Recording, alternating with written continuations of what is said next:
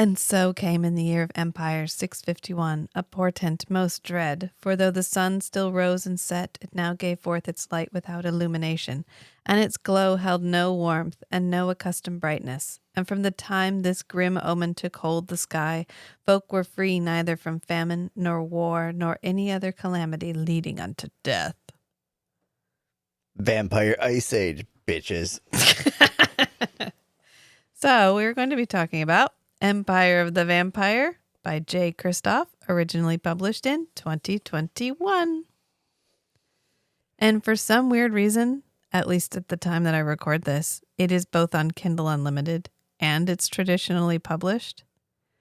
I don't know what kind of deal this man cut, but you can read this book for free if you have Kindle Unlimited as of right now.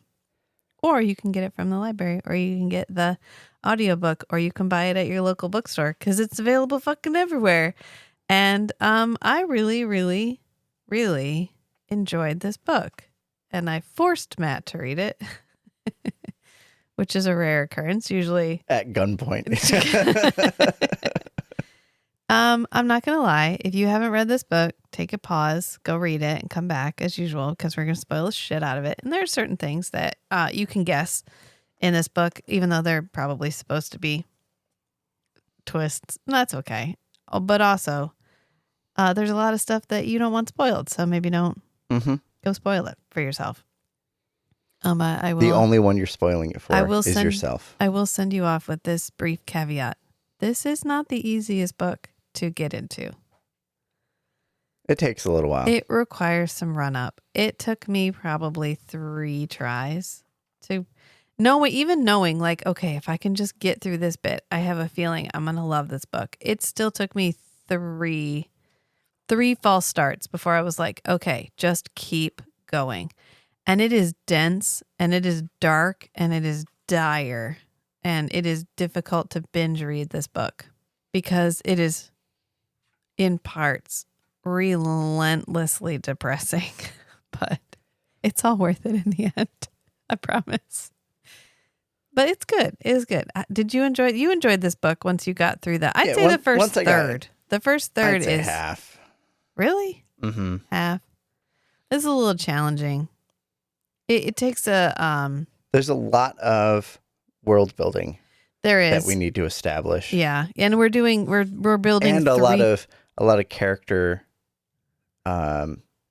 drama, the just steeped dark backstory of the main character. You really have to you get the 1-2 punch, but then you get knocked on the ground and kicked for a while before you really start to grasp how rough this guy's life was. His horse dies in the second chapter. The horse he's had for years. Yeah, he cries over a horse in the second chapter. This book is gonna beat you up a little bit before it picks you up so that it can beat you again. But it feels worth it. By the time you get to the end, you're like, okay, I have earned this ending. Mm-hmm. I have earned this ending.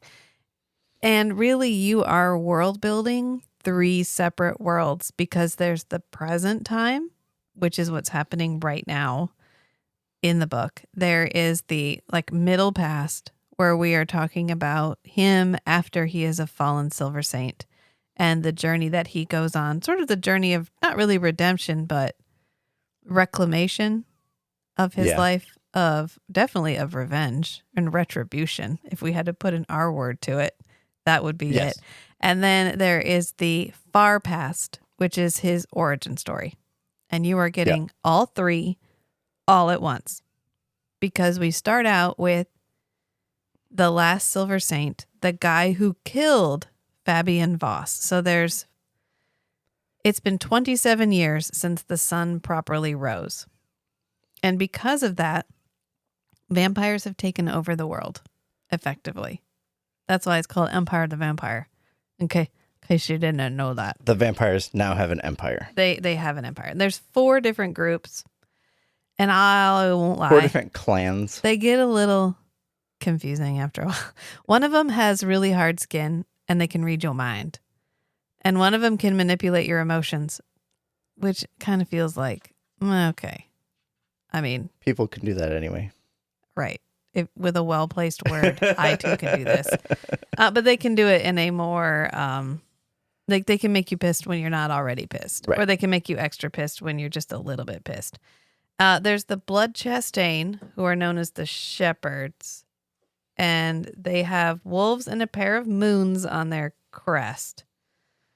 And they are the ones that can shapeshift. So, like, Dracula is probably Blood Chastain. Oh, they can shapeshift? Are they the ones that can control animals? Yeah, and they can they can turn into rats and bats and that's right. Shit. Yeah. And they can speak telepathically with animals. They can cast speak with animals at will anytime they want to. And we meet a couple of them and we kill a couple of them. And the second they're the druid versions of the vampires. Jean-Francois, who is recording all of this, he's the one writing down what Gabriel de Leon is saying. The interview host. Yeah, our how do you want to, like, our audience stand-in, our audience shill is a Blood Chastain guy. And then there's Blood Devok, and they're just the really, really strong ones. Mm-hmm. They're Emmett.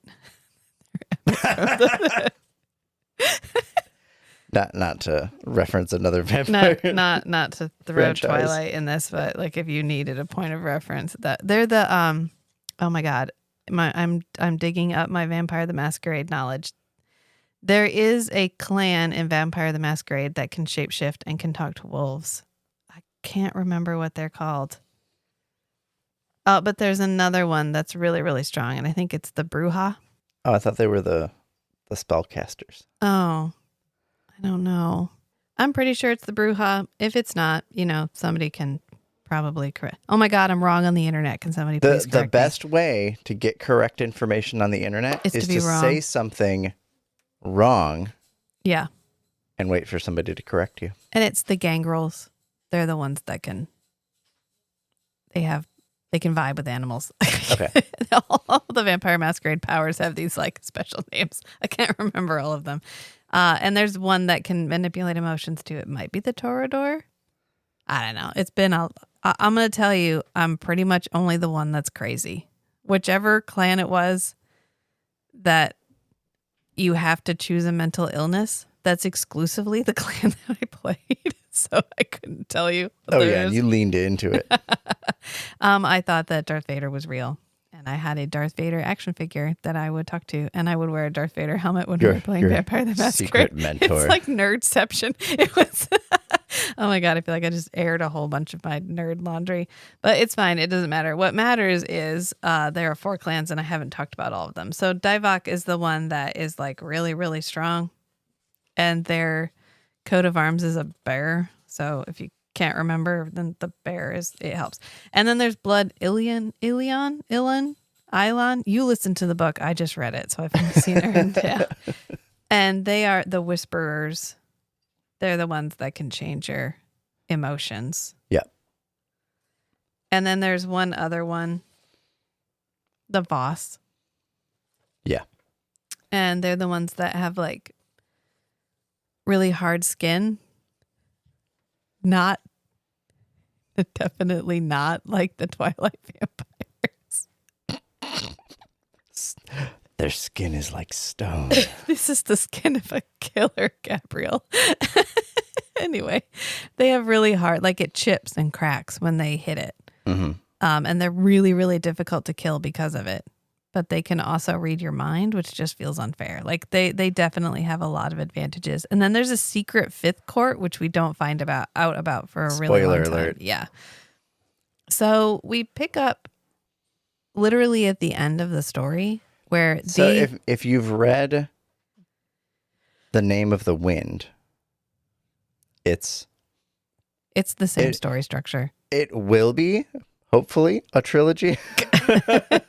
Currently in unfinished duology. There's a guy interviewing the main character of a story, and over a period of 3 books, yet to be finished, Jay Kristoff, I hope, will finish his 3rd book before Patrick Rothfuss finishes the end of the Name of the Wind trilogy. But same story structure where you're in the future relative to when all the plot takes place. Yeah. You're at the end of the story. Yeah. And you know how it ends, but you don't know how you got there. And the main character is relating their story. Yeah. For posterity. Yeah.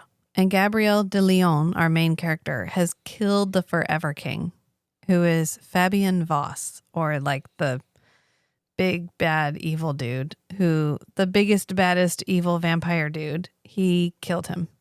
The unkillable, the Forever King. And now he's imprisoned, waiting his death. And they send another vampire, Jean-Francois, to record his story for posterity.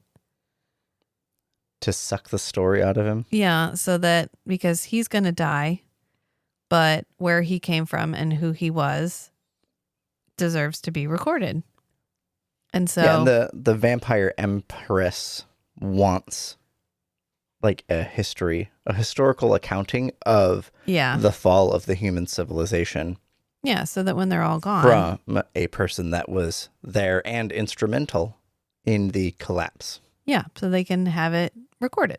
Yeah. And this is probably the part that, to me, it was the roadblock at least 2 of the 3 times that I needed run up, because while I enjoy the tete-a-tete he has with Jean-Francois, after a while there's only so much... The witty rapport. There's only so much telling each other to fuck off that you can really back into one chapter before I'm like, okay, but can we like move on? Like, okay, I get it. You don't like each other. It's cool. No, I get it. It's fine. I get it. And we get a lot of establishing of plot here where we realize that Gabriel isn't an addict, and we know he's addicted to Sanctus, but we don't know what that is.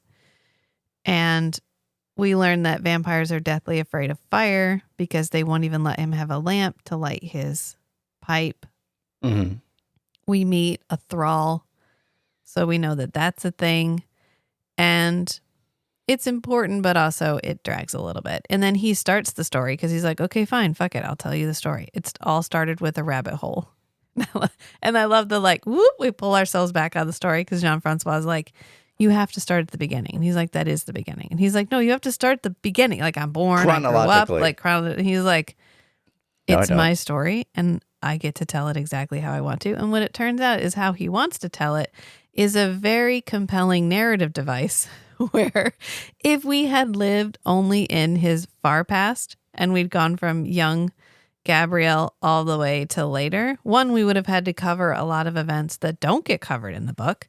And also it would have been relentlessly, horrifically dire and difficult to read. So instead we hippie hop a little bit between like his middle past and his far past. And I really enjoy that story mechanism. I enjoy it a lot because it allows us to skip a shit ton of plot and leave this big, beautiful hole of mystery that we're going to get to fill in later. Like in the guy who wrote The Princess Bride, he wrote it as an abridged version of an original text. Yeah. And he says, hey, I'm skipping all the world building that the original author did, and just here's what you need to know. Yeah. Let's get to the exciting story. Right. Except there are exciting stories in that hole, and you know there are, because when he sets out at the very beginning in the far past, he has a blade. They have these special silver steel blades that are capable of killing vampires. And he has one that he's named like Lion Claw because he's de Leon. So everything's little lion, whatever. And so it's his Lion Claw. It's a running thing. It's a bit of a theme. He's got a big lion tattoo and shit.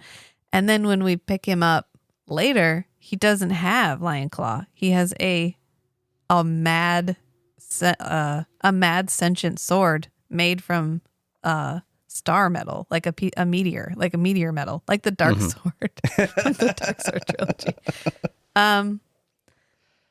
And you're like, okay, where did he get it? And in fact, characters will ask him where he got it, and he's like, nah. That's a story for another time. I bet it's a story for... There's a few references to that.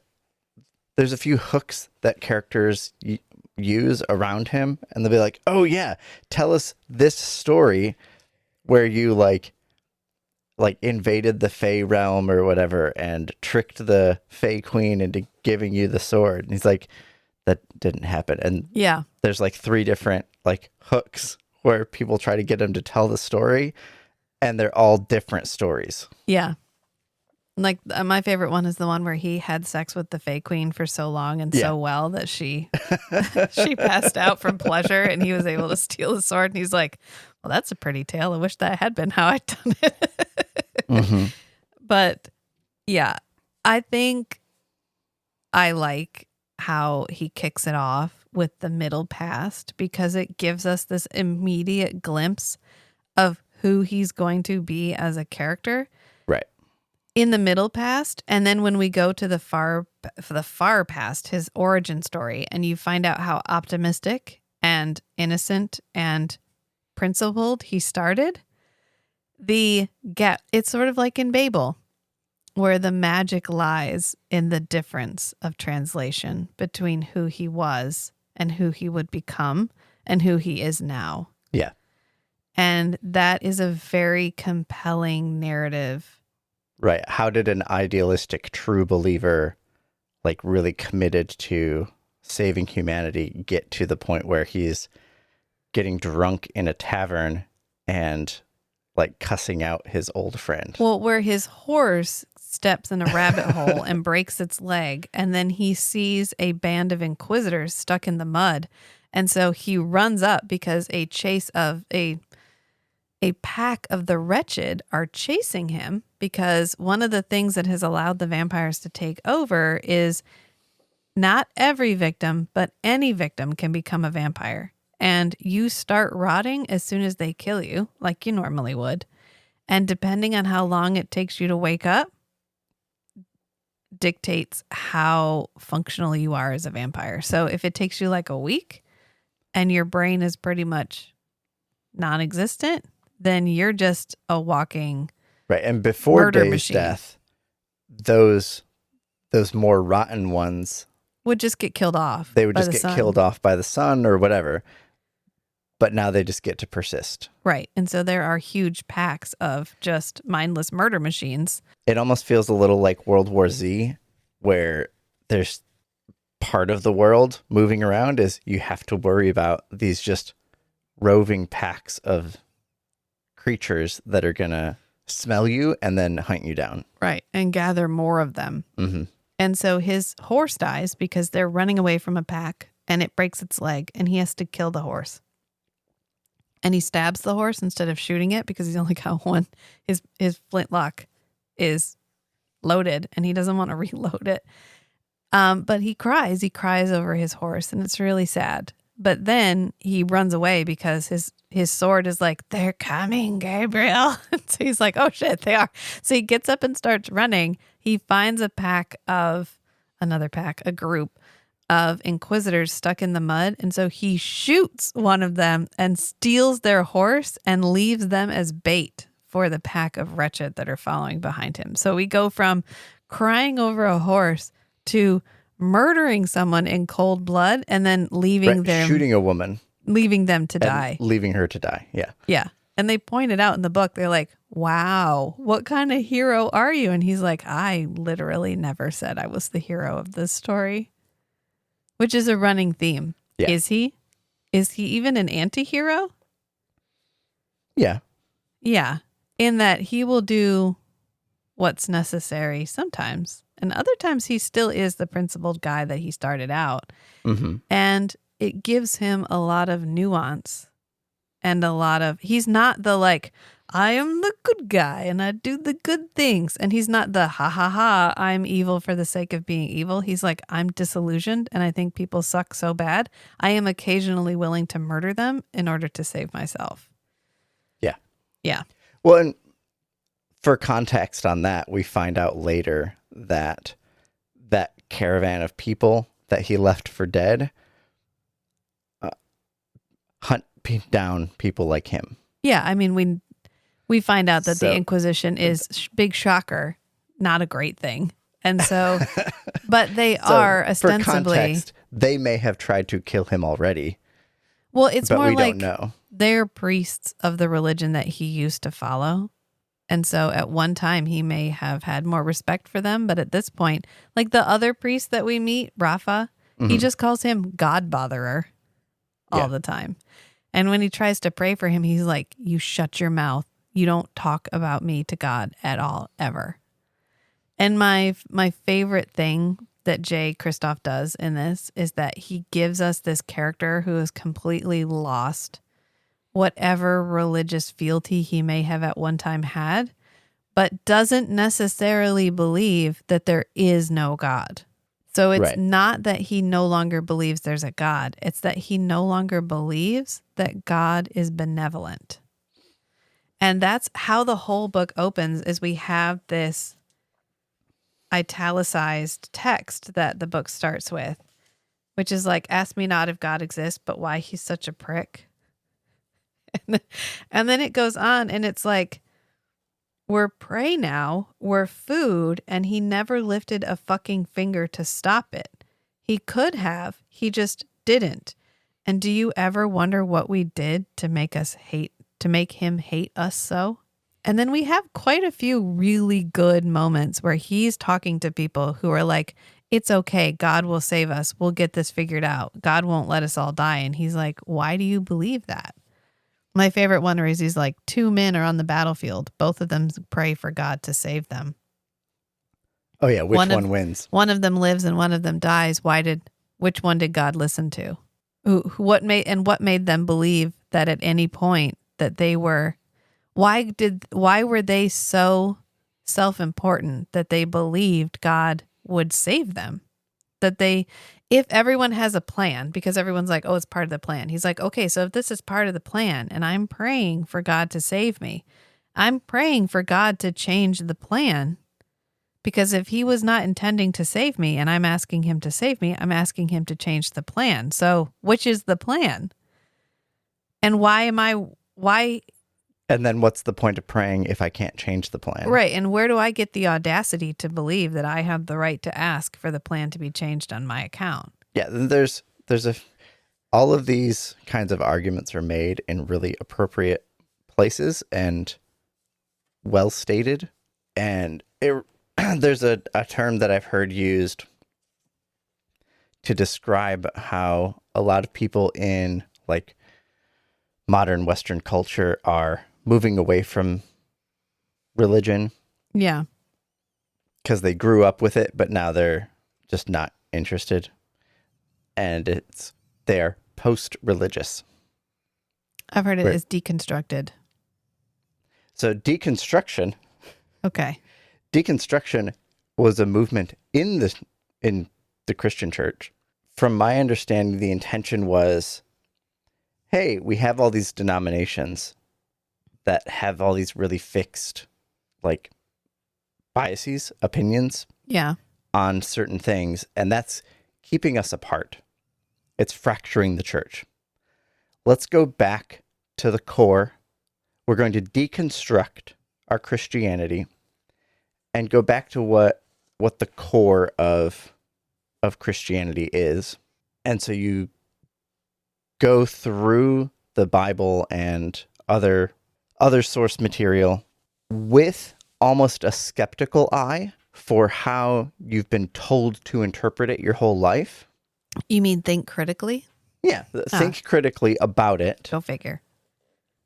I think the intention was to get a more grounded view of the religion with the end goal of bringing everybody together. Okay, we can all at least discuss this in an open-ended way. Yeah. And move away from all of these traditions in the denominations that are fracturing the church, and kind of come together into a bigger, friendlier, more civil church family. And ditch the dogma, maybe? Yeah, basically. Yeah. Basically. But it's just ended up pulling a whole lot of people out of the church. Making people post-religious, yeah. And so yes, deconstruction has probably contributed a lot to the post-religious population, but because that's exactly what people happens. Who the religious arguments don't work anymore, right? Because you're not convinced. That's exactly what happens when you deprogram somebody from a cult. Yeah. Okay, well, let's take a minute and look at what you believe and talk about it honestly, openly. Yep. Almost as if Christianity is one of the largest sanctioned cults, socially acceptable cults. Mm-hmm. Interesting. So there's a lot in the book that resonates with. Sorry, with we the stumbled world into my today. religious trauma. You're gonna.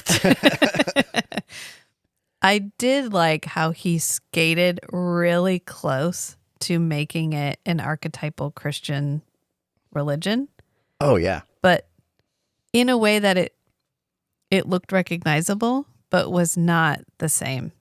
He didn't create this it's whole... the same. It's a lot of the same shapes, but different colors. Right. And it feels like an alternate world. Mm-hmm.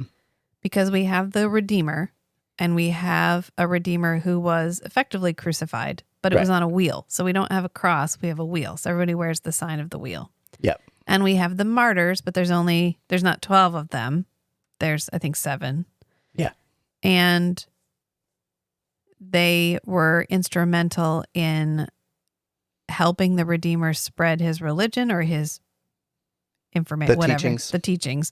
But then they were there when he was killed on the wheel. Yep.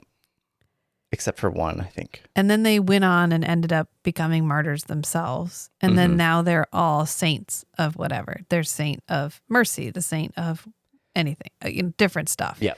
And this is very nuanced and interesting and codified in the book. And you're going to have to read it to figure it all out, because I've read it twice. And the only one I know is there's one called Gabriel, because his name is Gabriel.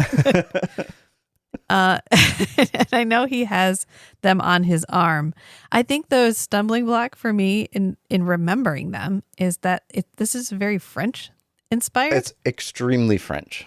And so instead of this being medieval England, this feels very medieval French. Yeah. And so a lot of them they have accent marks, and in my head, it's difficult to keep those types of words straight. It doesn't really matter. It's because I don't hear them necessarily. I picture them. And so I have to be able to picture them, and they have to look different. And I've got Saint Michel because that's where he goes. That was repeated enough. That was repeated enough. And it's the monastery where the Silver Saints train. So in our 3 storylines, we have Gabriel de Leon, the child. As he gets recruited into the Order Argent. Right. And he finds out that he is half vampire, that his father was a vampire. Yep. Which any other story would call Dampier. We don't call them Dampier. Thank you, J. Kristoff, from the bottom of my soul for not bringing that word into this. I cannot tell you. What do they call them? Pale bloods. Pale bloods. Yeah. He's a pale blood. And they have fangs. They thirst for blood. But what they do instead is smoke Sanctus.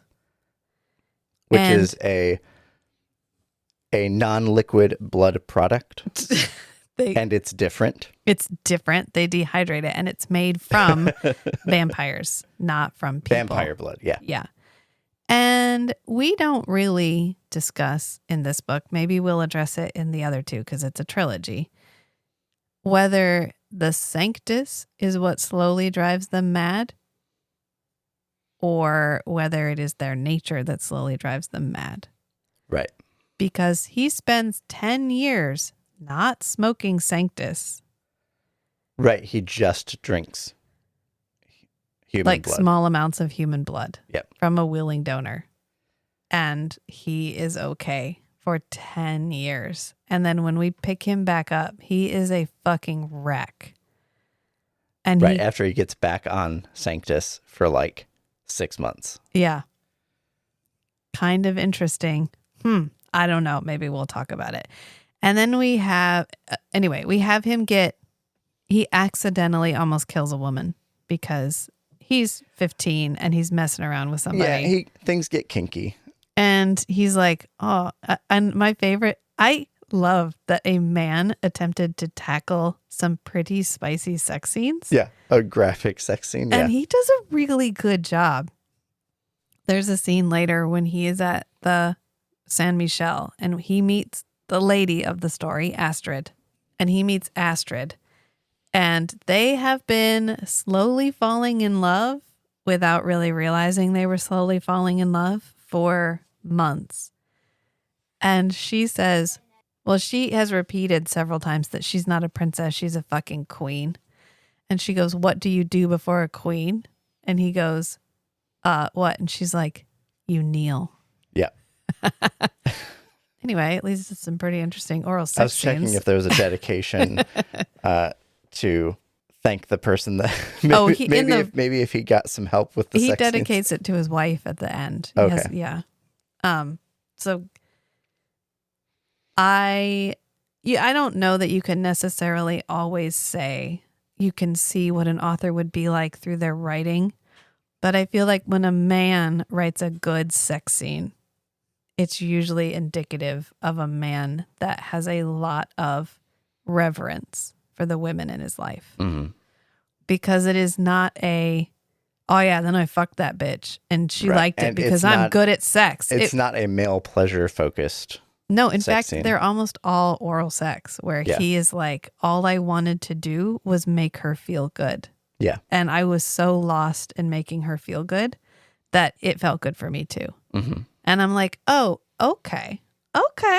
I don't mind this. And I follow him on Instagram and he will post criticisms of his own book that people have. He'll post bad reviews and be like, the bad reviews that are also kind of good. You know what I mean? The ones that are like... Right, it's a bad review from a bigot. The 0-star reviews that are 5-star reviews in disguise. And one of the ones he's posted is, I can't believe he has sex scenes in this. It's so gross. Or he's so bad at writing sex scenes. If you are the kind of guy that's like, yeah, I fuck bitches and they all like it because I've got a dick and girls like dicks or whatever, then you're not the kind of guy that's going to like these because they are not male pleasure focused sex scenes. Right. But they're written by a man. Unless you get off on your partner getting off. Which is not that guy. Like, that's not the guy that's like, oh, it's gross. I didn't want to hear about like, you're the guy that likes women, but you literally never want to look at a vagina ever. You just want it to exist somewhere where you don't ever have to talk about it or touch it or do anything with it. Yeah. No, you can put your mouth all over my dick, but I'm never, gross. No, thank you. Like, that's the guy that's going to be like, these are really bad sex scenes. Yeah. And now that we've made you all uncomfortable for 5 minutes, hopefully not. Hopefully you listen to Feast, Sheath, and Shatter, which I heard a really funny anecdote about Feast, Sheath, and Shatter the other day, and I just want to share it because it kind of felt like an ad, which is we have a mutual friend who went to our writers' conference, and he really wants to be a writer, and so he was networking with other writers, and so he was talking to a woman that he must have found interesting, and she mentioned that she really loves romantasy, and he was like, oh, I listened to a podcast about romantasy. I know some people who have a podcast. And they listened to Feast, Sheath, and Shatter together, which is the funniest thing I've ever heard in my entire fucking life. So anyway, you're welcome.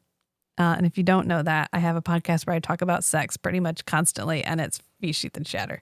So go check that out. Not the Brandon Sanderson books, which we're covering right now, because there's not a lot of material for sexual discussion yet.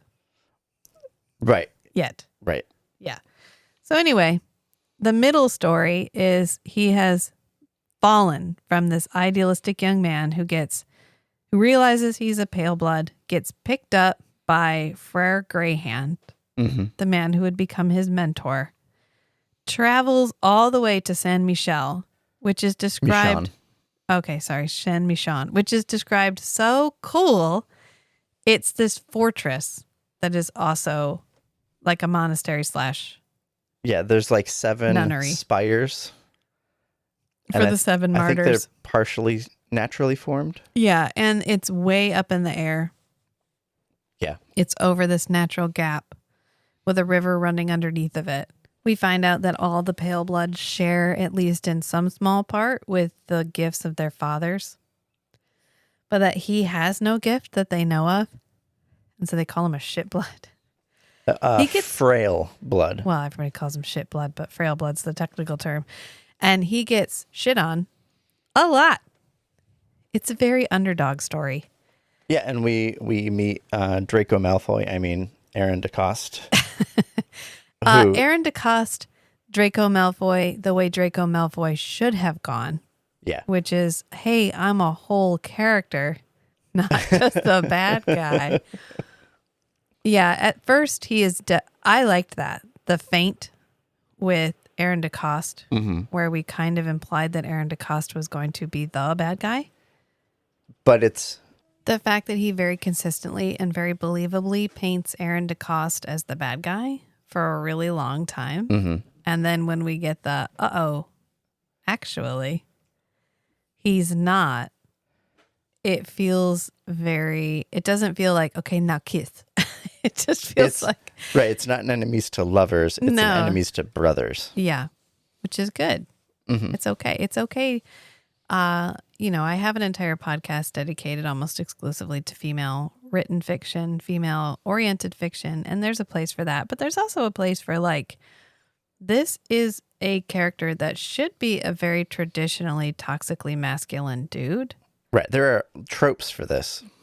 But usually Kristoff will get us to that moment of toxic masculinity and then boing, gives us subvert it. Yeah, subverted it. Because what ends up happening is he finds out that Aaron DeCoste is in love with one of the male forge running guys. The lead blacksmith. The lead black thumb. Baptiste Sa Ishmael. Yeah. And in their religion, you can't have gay people. Sounds familiar. Yeah, which is why I'm saying it feels a little modeled after Christianity. And so they're going to kill Baptiste and they're going to remove the mark of a silver saint, which is this huge back piece. The tattoos are like a thing. Right. They have silver ink tattoos because they have such strong faith that these tattoos actually glow and repel and silver vampires. Is repellent. Silver is a weakness of vampires. Right. So Ordo Argent, so they've worked the silver saints. into their swords. They've worked the silver into their tattoo ink. Yeah. So they actually will fight without shirts on because their tattoos themselves are repellent. And so if you get a big back piece, that means you're in. You're a full brother. And so he's finally been sworn in as a full brother. And they're going to whip him until he no longer has skin on his back. And so he won't have his back tattoo. Right. And The pale bloods heal ridiculously fast and completely. Yeah. Think a little bit slower than Wolverine. Yeah, but close.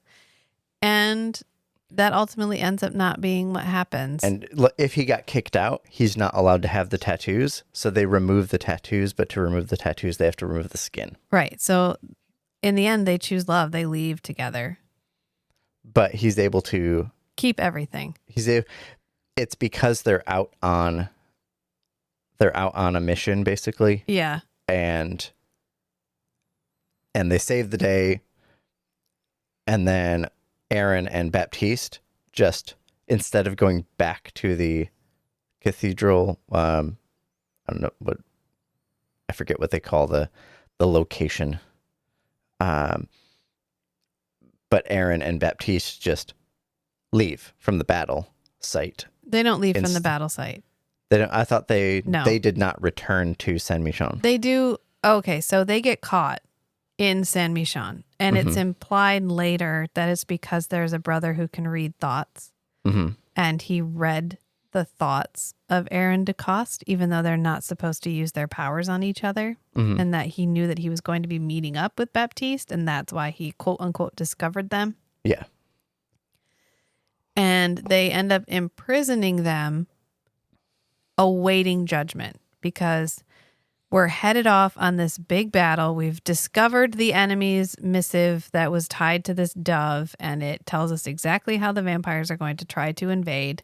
And so they're sending off their armies to try to stop the vampires from coming.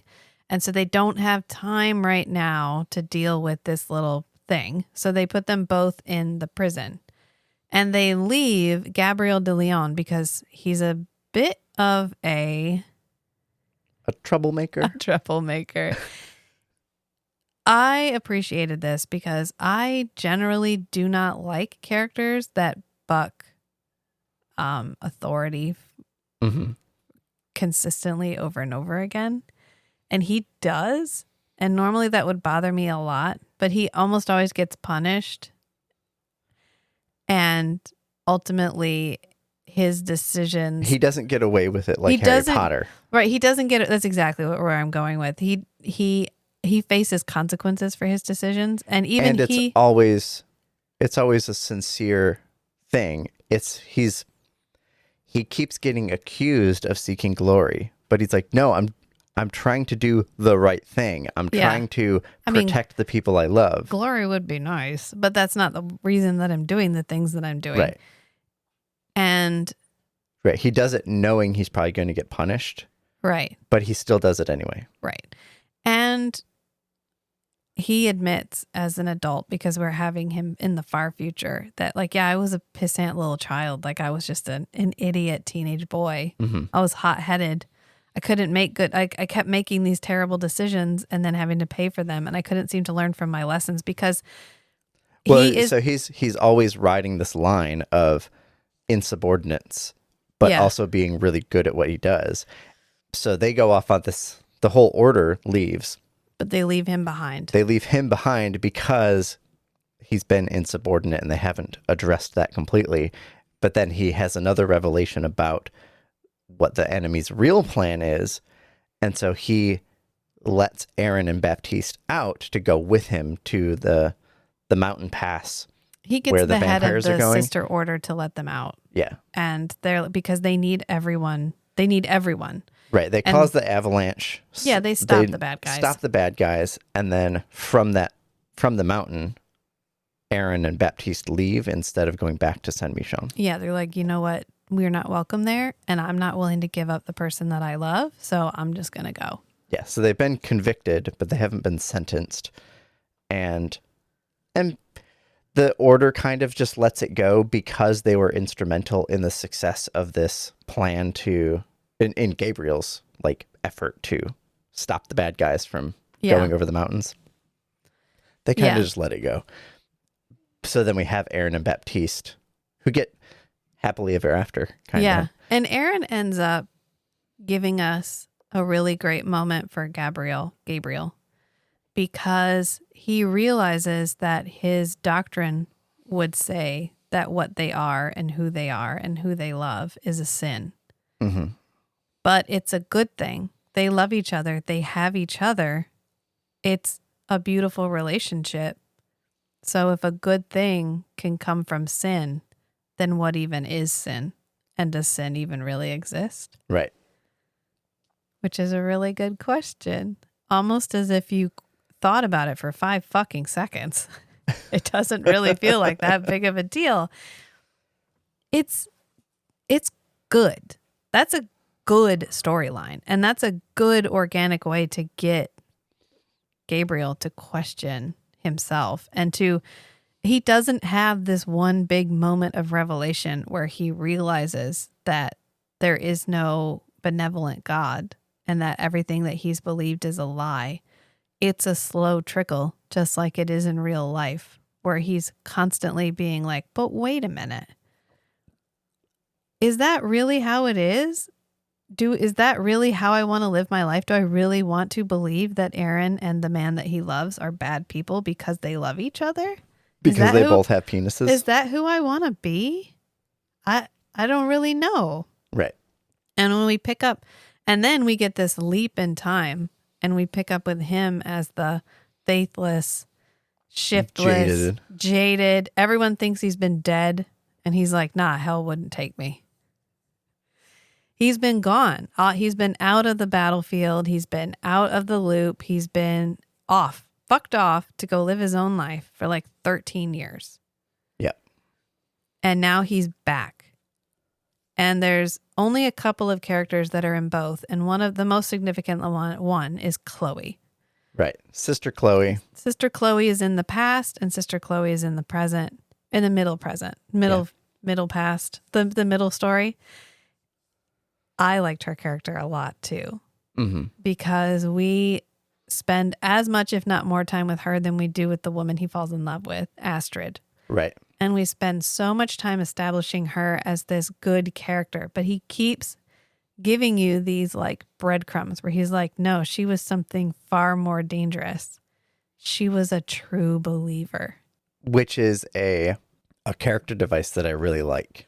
Because then you can end up with a character that you know and you trust and you like them, and then they can choose to do horrible things. Right, because they're chaotic good. They will do what they believe is good no matter the consequences. Yeah. No matter who they have to hurt to do it. Yep. And he buries that so well, but gives us these, oh no, you got to be careful because she was a true believer. Because when we pick up with him, he gets a party. He gets like an instant party because he's drunk in this bar, and Chloe shows up. And for me, the book really picks up after he's like, no, fuck off. I don't want to be with you. Fuck off. Fuck off, Sister Chloe. I'm drunk. I'm over it. I was kicked out of the order. I owe them nothing. I owe you nothing. And then he vomits, I think. And then he ends up having to face Danton Voss. Right. So he has this night where Chloe shows up. He tells her to...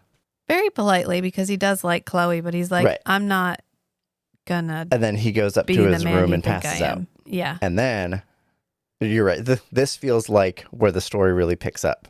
Yeah. The townspeople wake him up because Danton Voss has showed up. And Danton Voss is one of the princes of Forever, because Fabien Voss... He's like Voss, the butcher, something butcher. The butcher of Vilaine. Yeah. Yeah. So they are the children of Fabien Voss. And he has 7 children. And they are like his beloved offspring. Because 7's an important number. Yeah.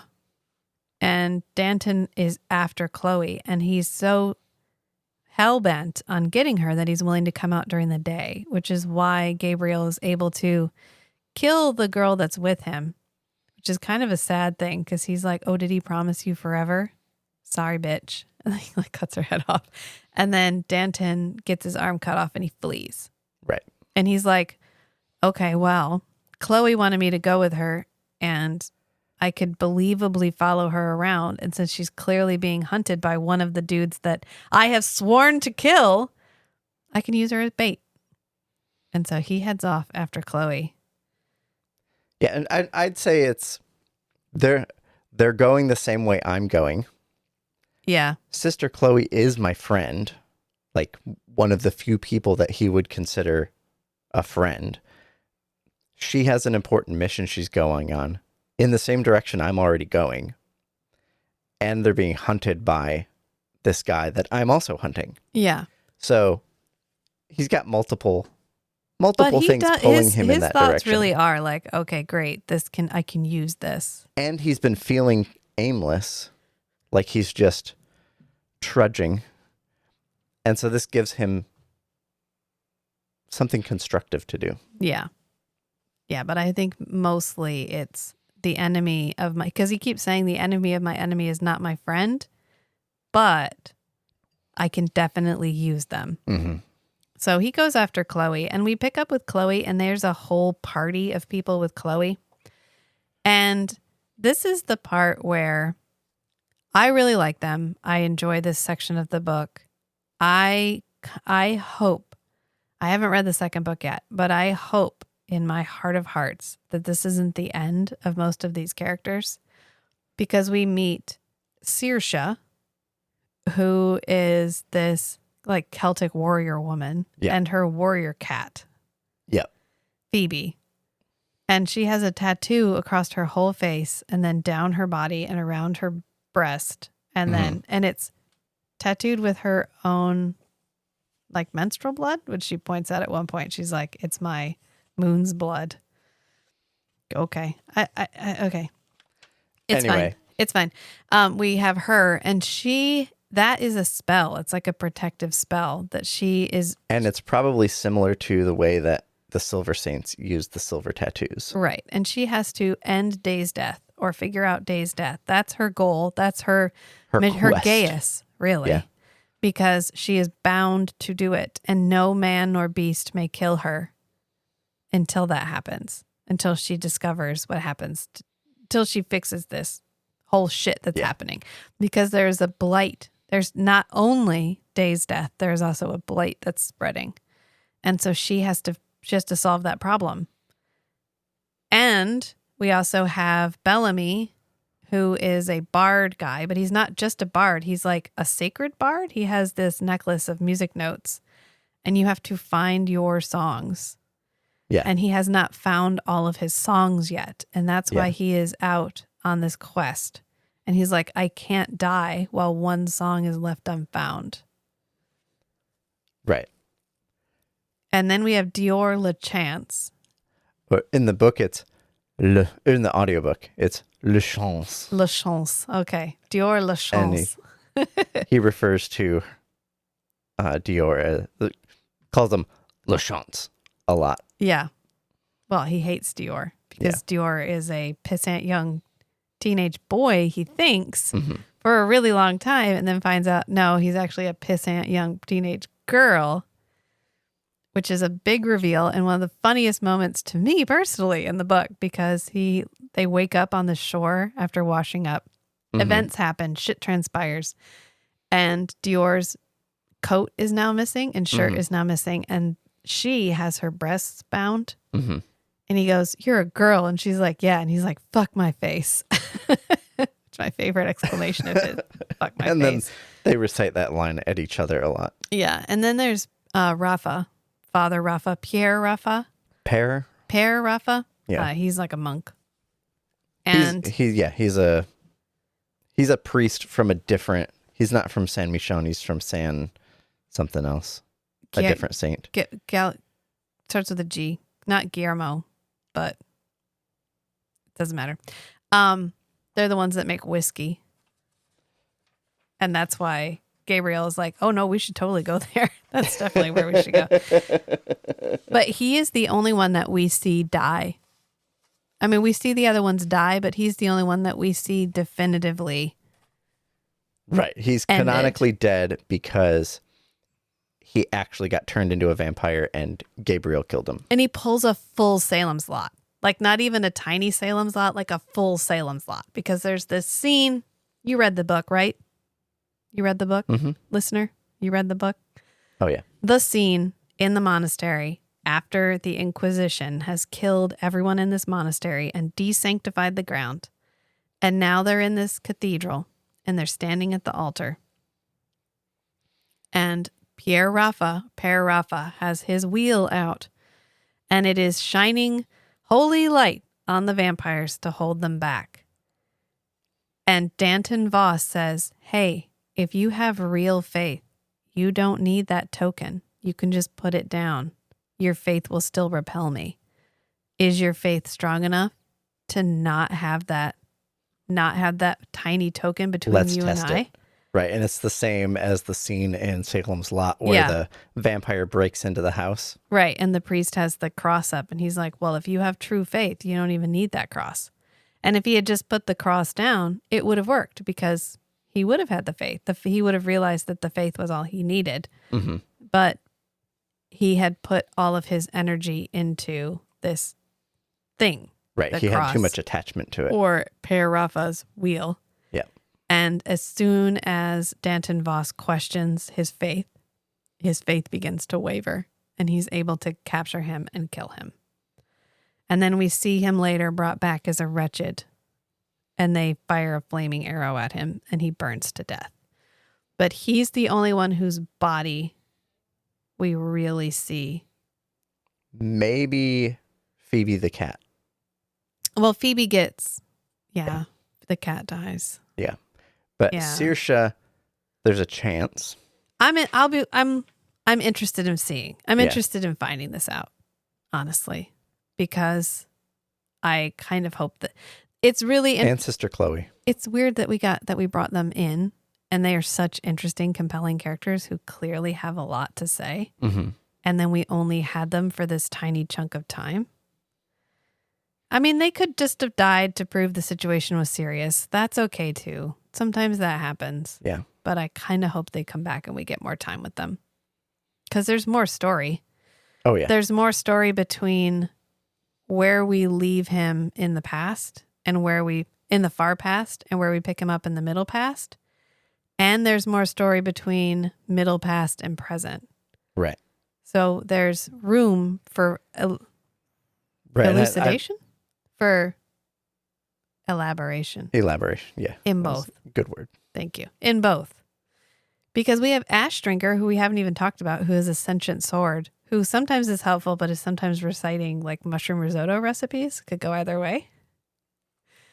And she is capable of killing vampires and literally puffing them into ash. Right. And we don't know where he got her. And he won't tell anybody. And I like the like staggered reveal of information of background and like lore, especially about his abilities. Yeah.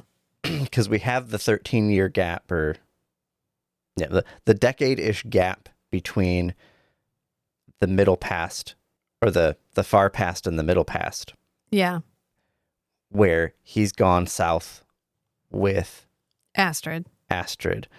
And somewhere in there, he learns more about his abilities, his specific. Right, because he's from the Asani bloodline, the faithless. What did they call it? The faithless.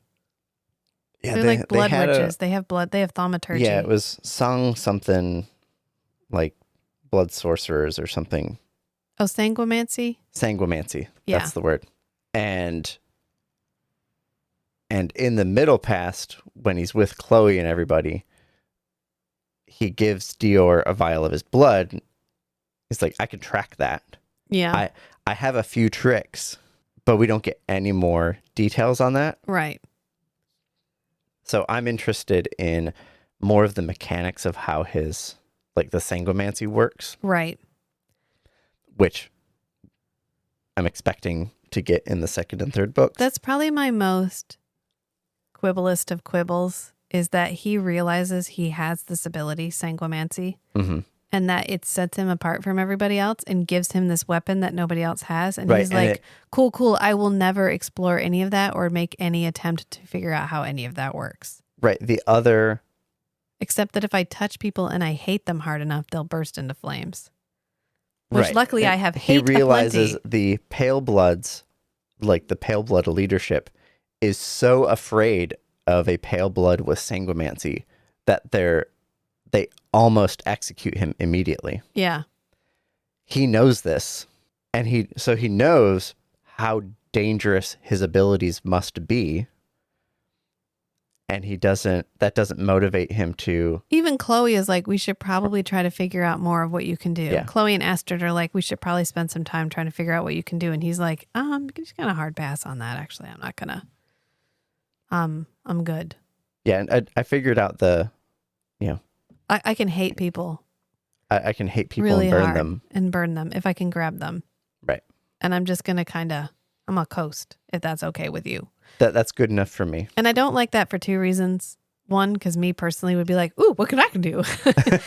And two, his character, it doesn't seem to fit his character, because otherwise he is keen to work himself to the bone to hone literally any weapon that he believes will give him an edge over the vampires. Mm-hmm. And yet this one major weapon he seems to have, he's like, I'm content. Right. Everything else he worked as hard as he could to gain expertise in every skill that he needed. Right. But this one, he doesn't. Correct. Right. Yeah. And it's okay. It doesn't ruin my enjoyment of the book, but it is like... Him not having expertise in the sanguimancy, I think helps to not make him feel overpowered in the middle past. Well, I think what it is when he is a devoted member of the Ordo Argent, he doesn't do it because he realizes that he would be ostracized for doing it. Right. And so it's one of those like, I'll do just enough, but if I get too flashy with it, they're going to kill me. Right. And then by the time he leaves and he no longer has any motivation to pursue expertise in No, he no longer has any skills. Motivation to appeal to them, to remain palatable for the other brothers. He's done with the whole shit and shebang. Like, he's finished. He's ready to just go be a farmer. It's kind of like John Wick. John Wick met a woman and he left so that he could be with the woman. Well, there's still a gap. There's still a gap between when he leaves the Ordo Argent and when he actually moves to the south with Astrid. No, she's pregnant by the time they leave. But there's a gap in there where he gets Ash Drinker. Well, we'll find out because I'm sure we're going to cover it in the next couple of books. But he marries her. And when her. he actually kills the Forever King. Sorry. That the Forever King killing is between the middle past and the present. Somewhere in there, the Forever King gets killed and something happens to the Grail.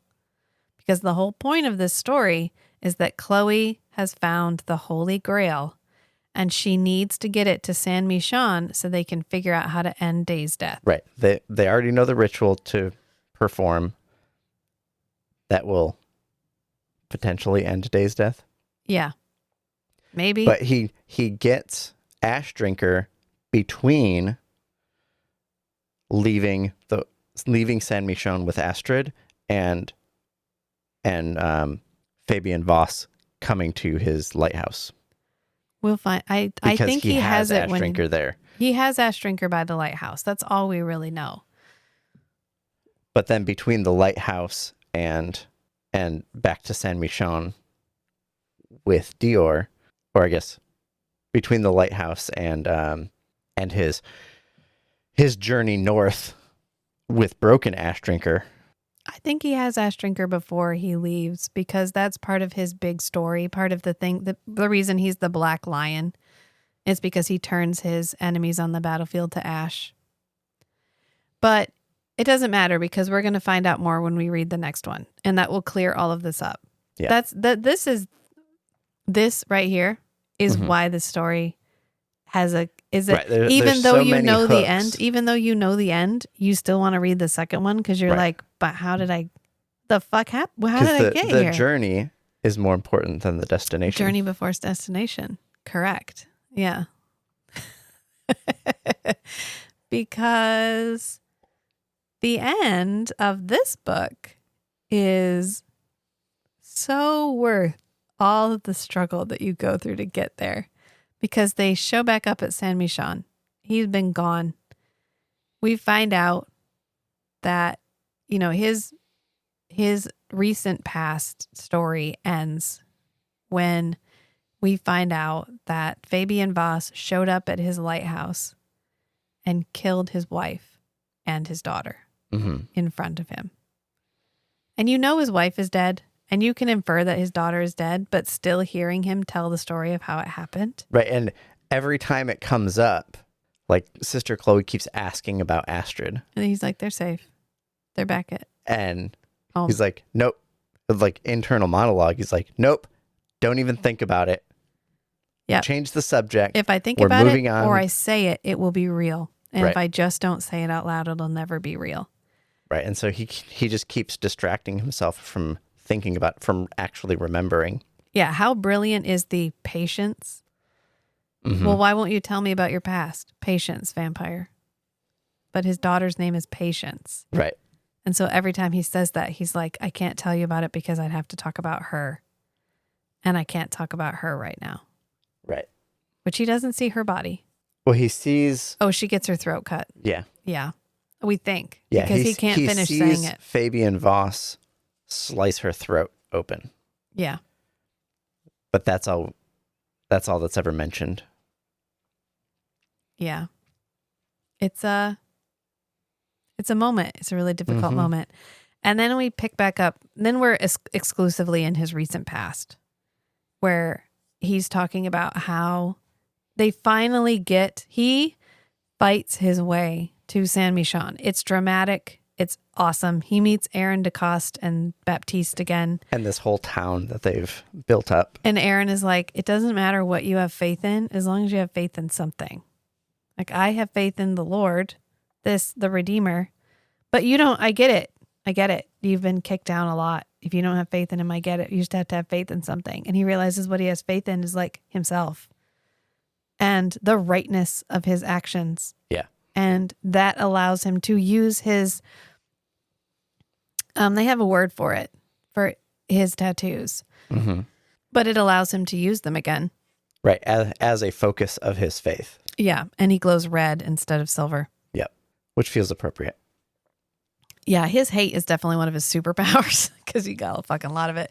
But they get back to San Michan and he gives them Dior and Chloe is there. Surprise, surprise.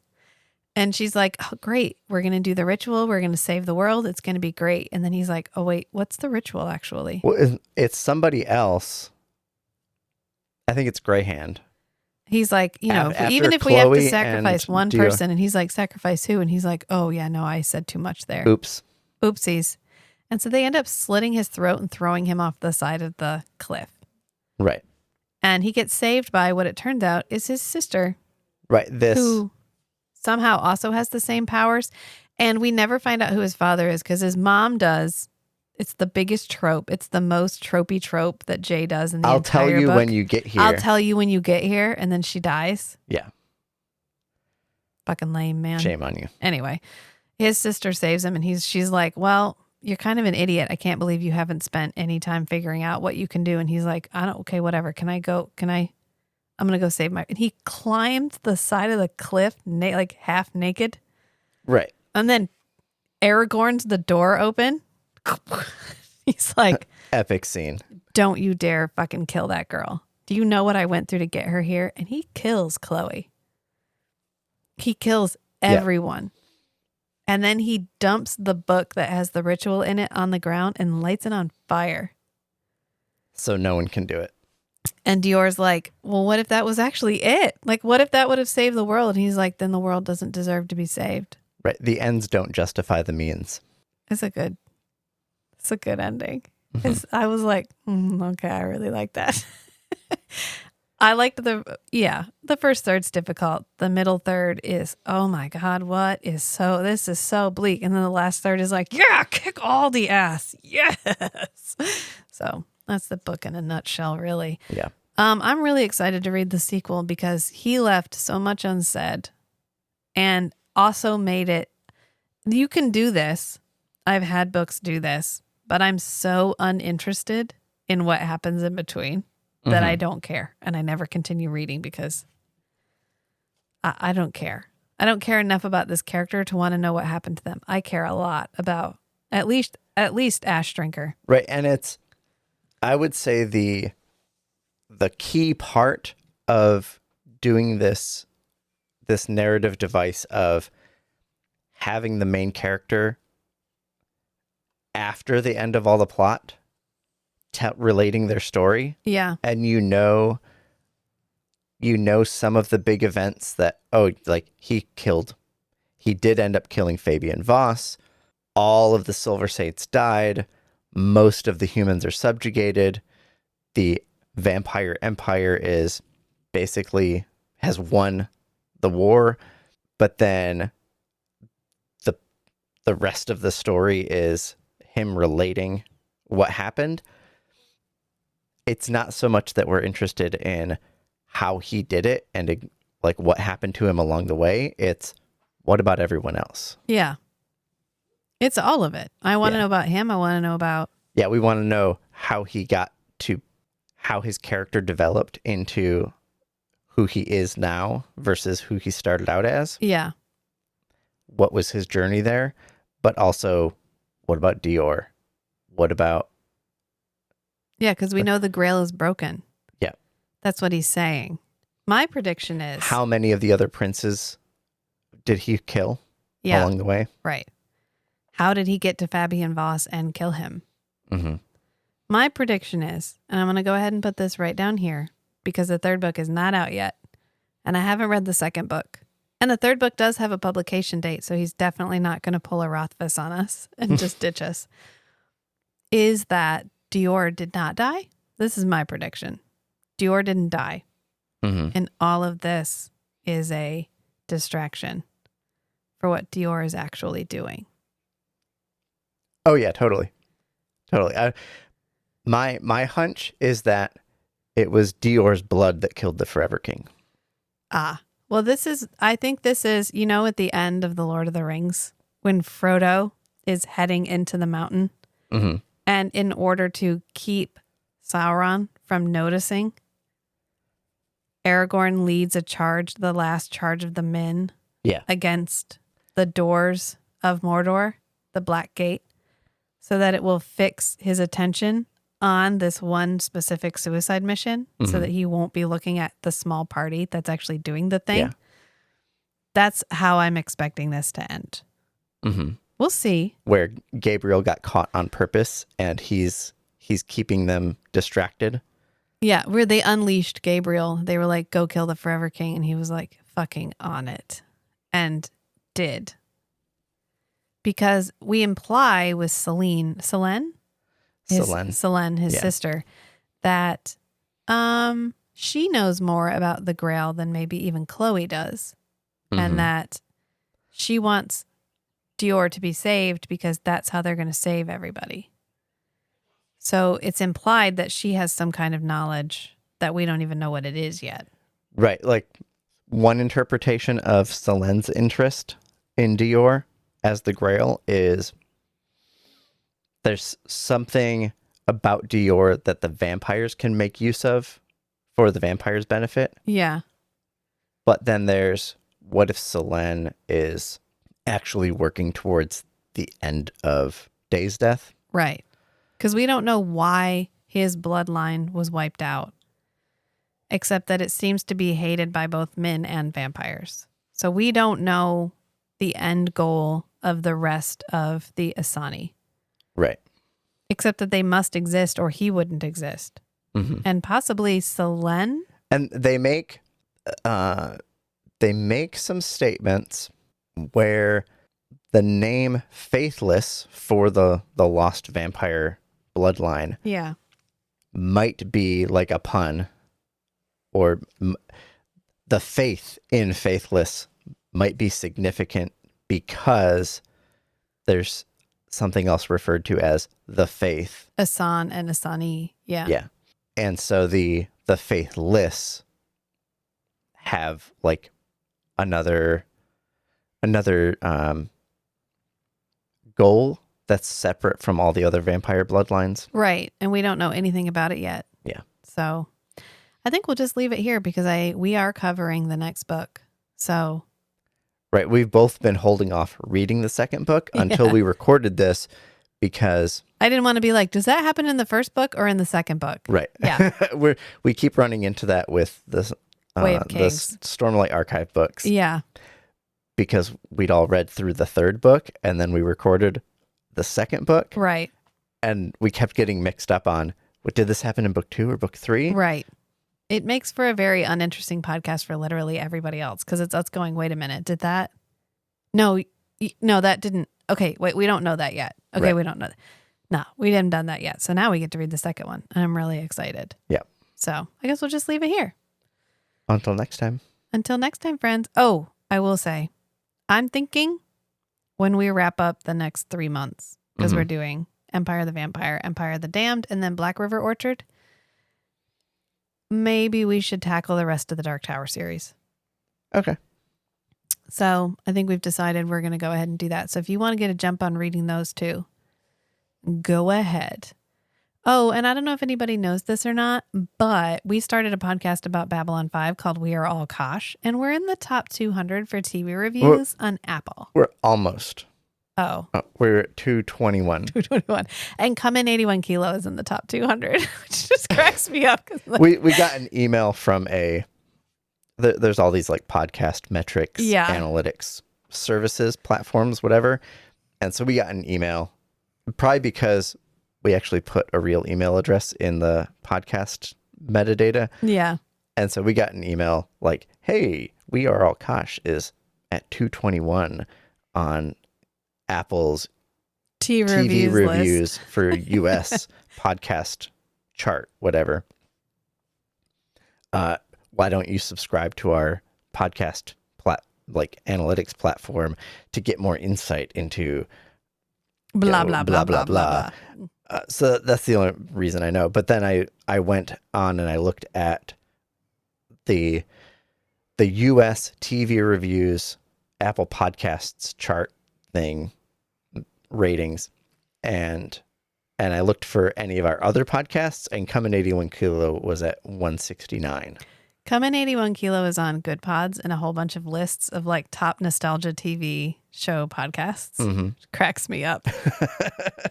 If you like podcasts, I think Good Pods is a thing. Like, I think Good Pods should be a thing that we start doing more of, because Good Pods is an attempt at making podcasts into a social media interaction. Right. A community-centric way to discuss, interact with podcasts. Because like our podcasts, when you look at them on Spotify, there's a questionnaire. That questionnaire was turned on when we were on Anchor. Mm-hmm. And then when it switched to Spotify for podcasters, it stayed. And then when we moved away, I turned it off because I can't see those responses anymore, but it won't fucking turn it off. So if you've ever filled anything in there, like, sorry, I don't see those. I can't see them because we're not hosted by Spotify for podcasters anymore. And so that feels like what Good Pods is actually doing. Mm-hmm. I know Chris from Cinematic Anarchy goes on our podcasts on Good Pods and actually comments. And thank you, Chris. Like, I see them. Logging in is too great of a step for me sometimes, and so I haven't done that yet, but I am going to go on there and respond. But anyway, that's a plug for Good Pods. Go check it out. I don't get paid. They don't pay me. Nobody pays me shit. But I might spend some time on Good Pods and see what. Because you can friend people and then you can see what they're listening to. Right. And then you can like put what you're listening to, and then you can comment on each other, and you can comment on podcast episodes, which feels like a slippery slope. Mm-hmm. But I think it just depends on what the culture of Good Pods ends up being. Yeah. Anyway, I'm just going to leave it here for realsies this time. Yeah, you can, the website got overhauled recently. It's all, the URL is now strangeandbeautiful.network. Yeah. And that goes to all of our podcast platform hosts web pages for everything, but they have a new network functionality. Right. So strangeandbeautiful.network goes to a page that covers all of the podcasts in the Strange and Beautiful network. And there's links to all of our YouTube, Instagram, whatever. And you can listen to podcasts in the web browser there. Yep.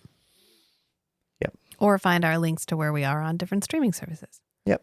Also, we're on YouTube. We have 107 subscribers. I'm waiting for my plaque in the mail.